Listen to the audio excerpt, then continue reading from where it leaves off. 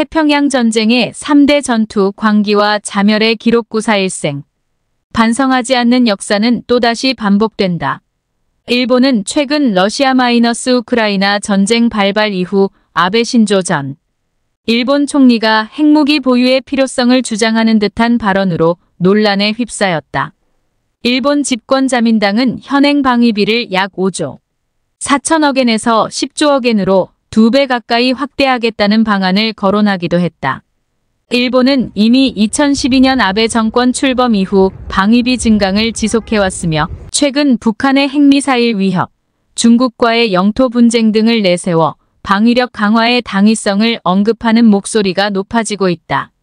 미국 뉴욕타임스 등 외신들은 최근 혼란한 국제정세를 틈타 일본이 평화헌법 일본국 헌법 9조 1항을 파기하고 재무장을 추진하려는 야심을 드러냈다며 우려의 시각을 드러내기도 했다.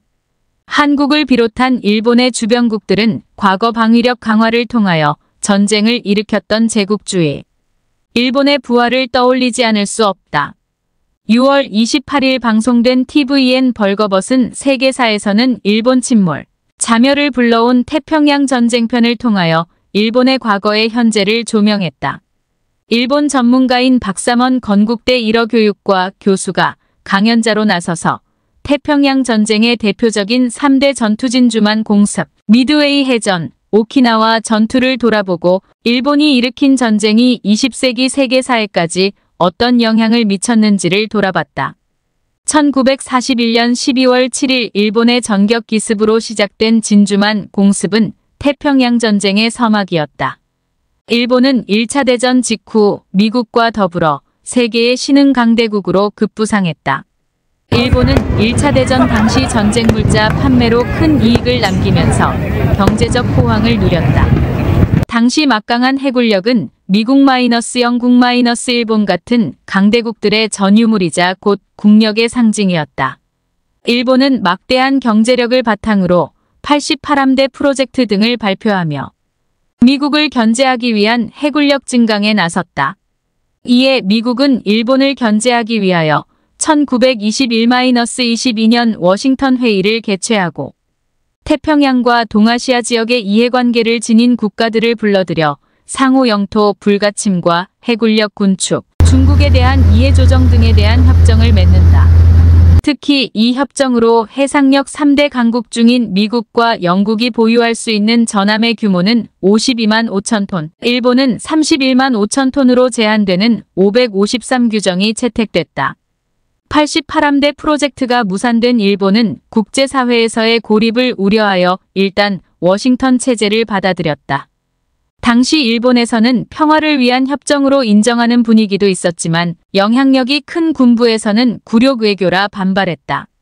미국은 이에 그치지 않고 1930년 런던에서 열린 해군 군축회의에서 일본과 군사력 축소 조약을 체결하며 일본의 팽창을 또 한 번 견제했다. 일본과 미국의 대립이 격화되는 계기는 1931년 만주사변이었다. 일본은 만주를 병참기지로 삼을 목적으로 관동군을 침공시켜 일본 국토의 3배가 되는 만주 일대를 점령하고 괴뢰국인 만주국을 세웠다. 일본을 견제하던 미국은 만주사변을 침공이라고 비난했다. 국제연맹은 1933년 제네바 회의를 열고 진상조사 끝에 참가 44개국 중 42개국 찬성 투표, 반대 1표 일본, 기권 1표 태국로. 일본의 만주 점령이 불법 침공이라는 보고서 결과를 인정했다. 일본 내부에서도 그동안 미국의 압박으로 군사력을 축소해왔던 정부에 반발하는 극우 세력이 등장하며 갈등이 악화됐다. 평화 외교를 내걸며 해군 군축 조약을 체결했던 하마구치 오사치. 당시 일본 총리는 1930년 극우파 청년 사고야 도메오의 총격에 암살당했다. 2년 뒤에는 군사력 축소 방안을 지지한 이누카이 요시 총리 역시 일본 군분의 강경파이자 우익 세력에게 관저에서 암살당했다. 놀라운 것은 암살범들을 구명해달라는 탄원에 서명한 이들이 100만 명을 넘겼다. 그만큼 일본 사회가 이성을 상실한 광기에 물들어가고 있었다는 것을 보여준다. 당시 영화 홍보를 위하여 방일 중이던 배우 찰리 채플린마저 살해당할 뻔했다. 암살범들은 채플린 같은 유명 인사를 살해하여 미국과의 관계를 악화시켜서 전쟁을 유발하겠다는 황당한 발상까지 서슴지 않았던 것. 하지만 채플린은 미국인도 아닌 영국인이었고 당일날 일정이 변경되며 위기를 넘겼다. 그리고 이 모든 사건의 배후에는 바로 미국을 향한 일본 사회의 거센 반미 감정이 있었다. 일본은 만주 침공을 불법으로 인정한 데 반발하여 국제연맹을 탈퇴했고 1934년에는 워싱턴 군축조약마저 파기하며 본격적으로 해군력을 포함한 군비 증강에 나섰다. 1936년에는 육군 장교들이 천황 친정의 국가개조를 주장하는 쿠데타를 일으킨 226사건이 발생했다. 쿠데타는 4일 만에 진압되었고 주동자인 장교 17명이 처형됐다. 하지만 이 사건으로 군부가 권력을 완전히 장악하면서 일본은 천황을 방패막이로 삼은 전쟁국가로 전락한다. 1930년대 전 세계를 휩쓴 경제대공황으로 경제가 파탄 지경에 이르자 군부는 외부에서 문제를 해결하기 위하여 전쟁을 감행한다.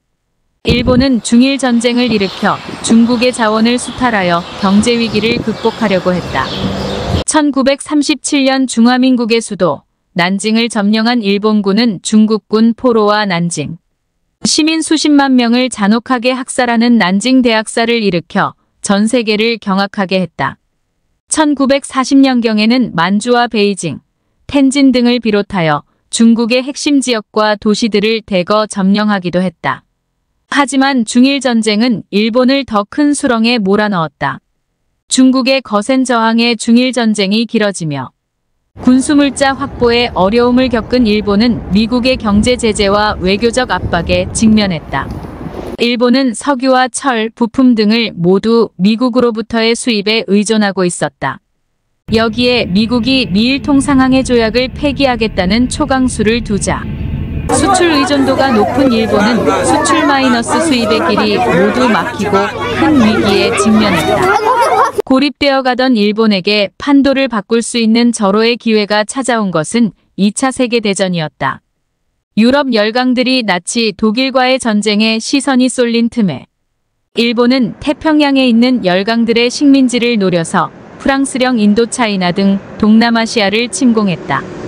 이에 미국은 본토인 캘리포니아에 주둔하던 함대를 하와이에 배치하며 일본을 견제했다. 일본은 독일-이탈리아와 삼국 동맹을 맺고 미국에 대항했다.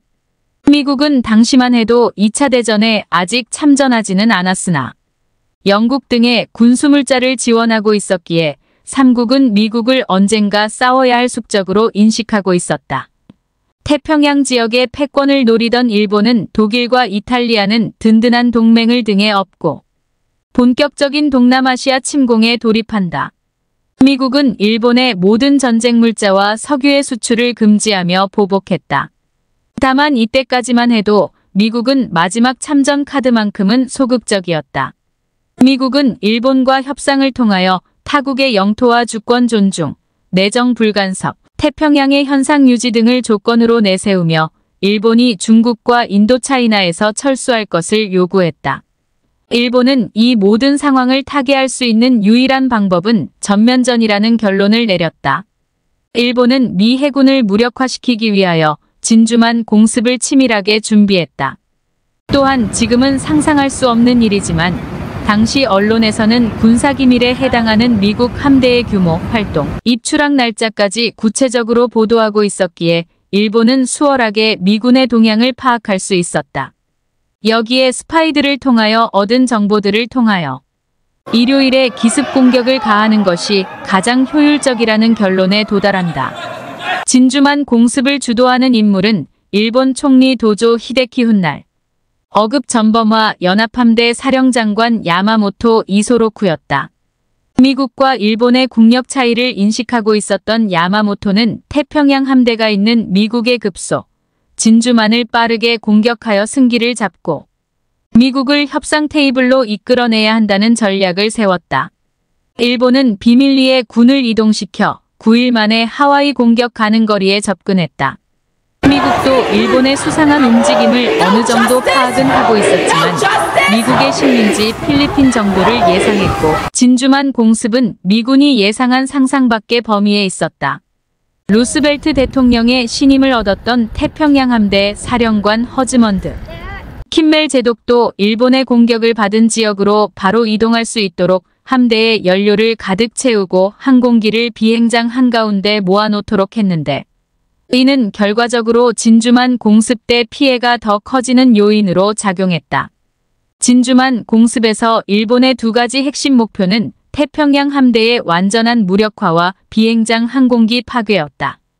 약 1시간 50여 분간 2차에 걸친 공격으로 177명의 병사들이 전사하고 민간인을 포함하면 3,600여 명의 사상자가 발생했으며 군함 18여 척, 항공기 188대 등이 파괴됐다. 반면 일본은 약 29대의 항공기와 6대의 군함, 약 60명의 사상자 발생했다. 진주만 공습은 겉보기에 대성공처럼 보였지만 일본은 결정적인 두 가지 실수를 저질렀다. 항공모함을 지휘하던 나구모가 더 이상의 손실을 우려하여 오일 탱크와 병참기지를 타격하자는 3차 공격 제안을 거부했다. 주요 인프라가 보존된 태평양 함대가 회생할 수 있는 여지를 남겨둔 셈이었다. 또한 일본의 핵심 타깃이었던 항공모함이 외부에서 작전을 수행하느라 진주만 공습의 재난을 피할 수 있었고 이미 기습 공격을 포기할 수 없었던 일본은 결국 미국의 항공모함을 한 척도 건드리지 못했다. 이는 훗날 태평양 전쟁의 판도를 바꾸는 부메랑으로 돌아온다. 분노한 미국은 이튿날 진주만이 공습당한 12월 7일을 치욕의 날로 규정하고 복수를 다짐한다. 1차 대전을 겪고 반전 정서가 강했던 미국은 진주만 공습 이후 자원 입대자가 넘쳐날 만큼 민심이 뒤바뀌었다. 루스벨트 대통령은 킴멜 제독을 경질하고 체스터 니미츠 제독을 새로운 태평양 함대 사령관으로 임명했다. 일본은 진주만 공습의 성공에 도취되어 본격적으로 태평양 일대를 점령하기 시작했다. 공습 6개월 만에 동남아시아 일대는 일본의 영향권 안으로 들어갔다. 미국은 보존된 항공모함 전력과 장거리 폭격기를 활용하여 1942년 도쿄 공습을 시작으로 복수전에 돌입한다. 13세기 몽골의 침입 이후 약 600년 만에 본토를 공격당한 일본은 큰 충격에 빠졌다. 미국과 일본 해군의 전면전은 미드웨이에서 벌어졌다. 일본은 태평양 중심에 위치하여 전략적 요충지였던 미드웨이 제도를 점령하고 하와이에 있던 미국의 항공모함을 유인하여 격파하는 계획을 세운다. 일본은 미드웨이 해전에 앞서 벌어진 1942년 5월 산호세 해전에서 미국의 항공모함 2척을 격침시키며 기세를 높였다. 당초 미드웨이 해전에서는 항공모함 전력상 일본이 다소 우세한 상황이었다. 하지만 반전에 반전을 거듭하는 극적인 상황이 속출했다. 미군은 일본군의 암호를 해독하여 상대의 전략과 움직임을 속속들이 파악하고 있었다. 당초 니미츠 제독이 이끄는 수뇌부는 일본군이 미드웨이를 노린다는 정보의 신뢰도에 반신반의했으나 암호 해독가의 강력한 설득으로 역정보를 거짓으로 흘려서 암호 해독 내용이 사실이었음을 알게 된다. 또한 실제 전투에서는 산호세 해전으로 침몰한 줄 알았던 항공모함 이오크다운이 태평양을 이동하면서 계속 수리를 병행하는 우여곡절 끝에 극적으로 전장에 복귀하며 일본군을 당황하게 했다. 초반 전황은 일본에 유리했다. 일본은 미드웨이 제도 장악 대신 미군의 항공모함을 노리는 공격을 단행했다. 일본 해군은 폭격기에 설치된 지상 공격용 폭탄을 대함용 어뢰로 교체하는데 1시간 30분이 걸렸다. 이 틈에 미국은 대함 전용인 뇌격기 항공대를 접근시키며 일본의 함선을 노렸다. 일본은 뛰어난 기동성으로 뇌격기 격추에 유리한 제로센을 투입했다. 공중전투에 불리한 미국 뇌격기들이 대거 격추당했다. 설상가상 미국 항공모함에서 출격한 다수의 항공기들이 방향을 잃고 일본 항공모함을 찾지 못하여 방황하는 사태가 벌어졌다. 망망대해서 연료 부족으로 싸우지도 못하고 추락할 수도 있는 위기였다. 하지만 기적적으로 발견한 일본의 전투함을 따라 추격하다가 항공모함을 찾아내는데 성공했다. 미국 항공기들의 폭격이 시작되며 일본 해군의 핵심 전력이었던 아카기, 히류 등 항공모함 4척을 모두 침몰시키는 데 성공했다. 일본은 여기에 250여 대의 항공기와 3,000여 명의 병력을 잃었다. 미국이 진주만 공습으로 받은 피해를 만회하고 태평양 전쟁의 전환점이 된 전투였다.